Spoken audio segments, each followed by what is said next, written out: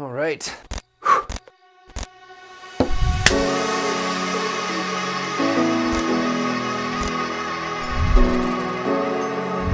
All right, welcome to the Daily BA. My name is Ryan O. I'm your host, Monday through Friday content for behavior analysts by a behavior analyst. So a couple weeks ago, I asked for feedback and someone said, can you talk about other applications of behavior analysis outside of our traditional funding streams of autism and related disabilities and such? And I said, sure, I know of a few areas.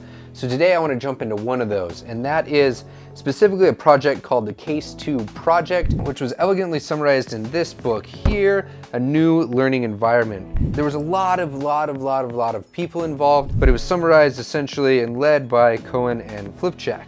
I'm sure that I butchered it. What was it about? Well, essentially, they ran a pilot program and then they set up this Case 2 project. So Case 1 was the pilot project.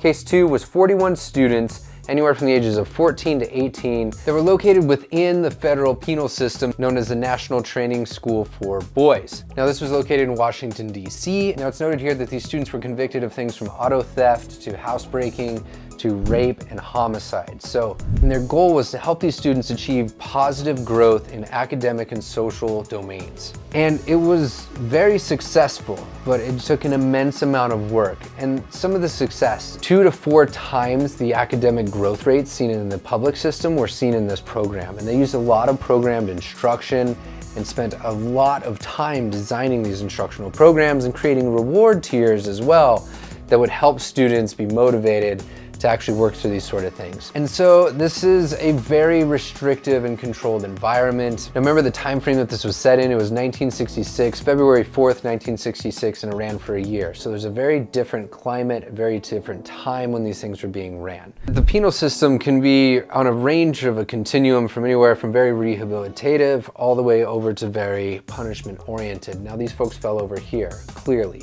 It's also should be noted that the students weren't, I guess, cherry picked in this sense. Any student was welcome to the program, and their goal is to really show what a approach to looking at it from a behavior analytic lens could really do for that sort of an environment. And they were wildly successful. I'd mentioned 2 to 4 times the growth rate of the typical education system. They also saw upwards, I think the max was around 27 IQ points was gained as well during that time. And note that this was a time where it wasn't believed that those sort of things shifted very easily or at all. It was very groundbreaking and it pushed the boundaries of thinking during that time period.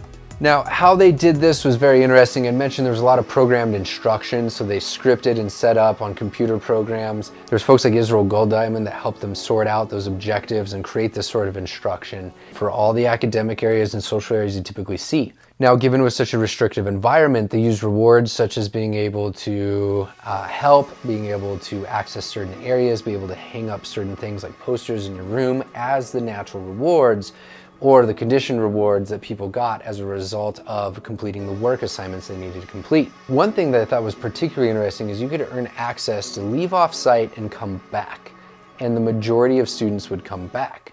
Crazy, right? And so if you're interested in something historical that's far different than what we typically are taught and experience as behavior analysts today, this is a good resource for you. Instructional design, the larger group analyses and such, and just what could be possible in such an environment is very, very interesting. As always, I will provide a link down below, so make sure you check it out. If you're into this content, please like, it makes a difference, I promise. Subscribe if you aren't already. I have new content coming out, so hopefully I'll see you tomorrow.